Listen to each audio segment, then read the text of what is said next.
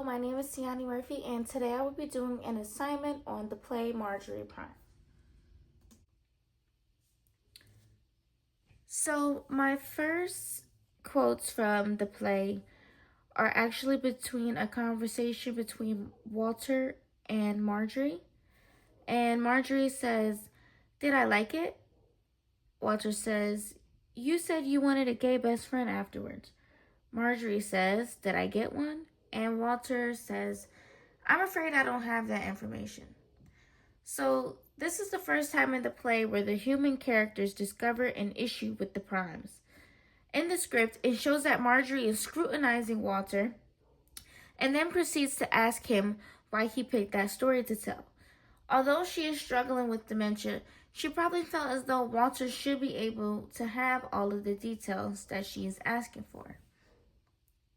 Being as though that Walter was her husband. My next quote is from Tess, and she says, "It bothers me that you're helping it pretend to be my dad, or some weird fountain of youth version of him. Both of you are helping it." So Tess was bothered in this scene because she felt like her husband John and Marjorie were oddly pretending that having Walter be a prime was normal. Especially the fact that Walter's prime looked like he was in his 30s when Marjorie was clearly 85 and Tess was in her mid-50s. Again, them pretending that this was like normal was just odd to Tess because she obviously didn't know her dad when he was 30.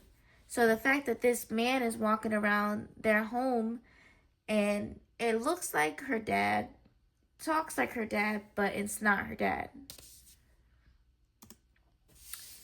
So my next one is from Tess again, and she says, "Every day is science fiction. We buy these things that already know our moods, or in this case, we tell them our deepest secrets, even though we have no idea how they work."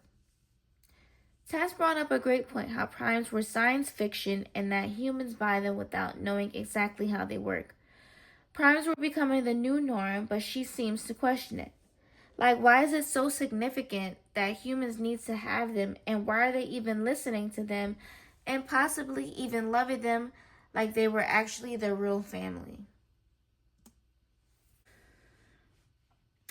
My next quote is from Marjorie and Tess, and Marjorie says, "I remember that fact about you and John." Tess says, "Really? I'll remember that fact? Really?"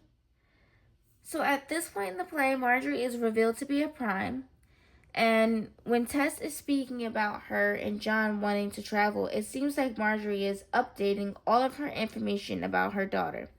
However, it just seems very unnatural because the true Marjorie would have known about them wanting to travel, despite her having dementia.